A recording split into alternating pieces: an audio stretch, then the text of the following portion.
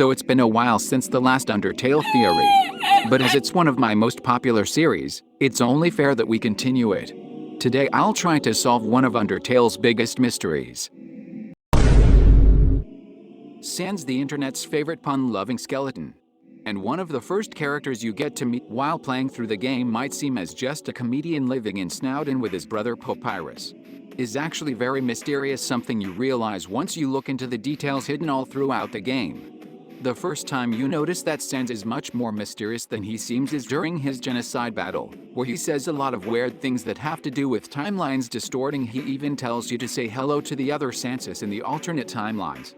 The biggest piece of evidence of Sans being much more mysterious than he originally seems is the secret lab behind his house. And you won't believe what happens once you go inside.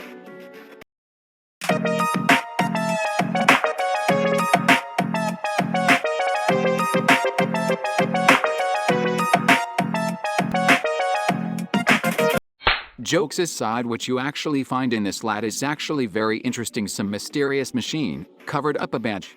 A photo of Sans and other people you don't recognize, and last but not least a weird blueprint written in weird symbols. Windings, perhaps? Going back to the infamous battle with Sans, I want to talk about the weird skull-shaped blasters he uses to defeat the player, the Gaster blaster. Do you see where I'm going with this? To the True Lab, of course. The True Lab is definitely the darkest location in the game, telling the horrific story of the Amalgamates. The Amalgamates are monsters melted together via the power of determination that can be battled while going through the True Lab. We learn their tragic story by reading the entry. All the entries are written by Alphys, the royal scientist, or are they? If you take a closer look, you will realize that Alphys has written about half of the lab entries, the other half are written in lowercase. Who speaks and writes in lowercase? I hear you ask. Well, the answer is that Sans wrote those entries. I think by this point it's obvious that Sans is connected to a certain someone. Say my name.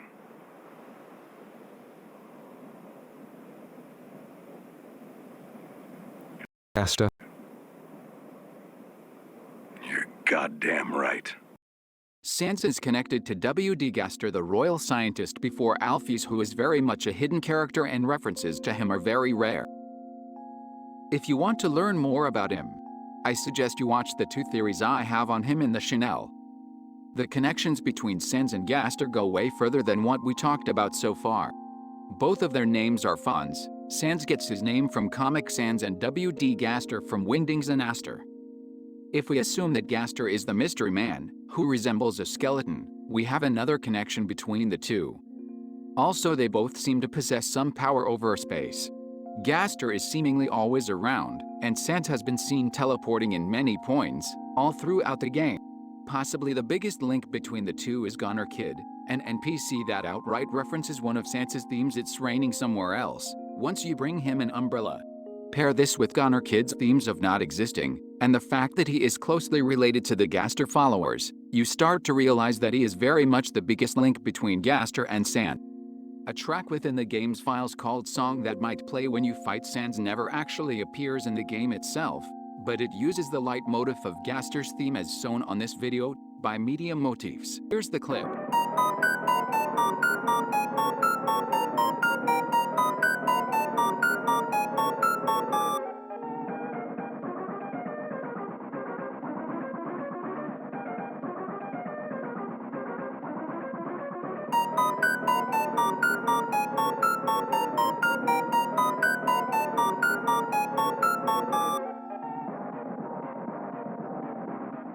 And last but not least, as the Snowdon shopkeeper says, Sans and Papyrus just appeared one day.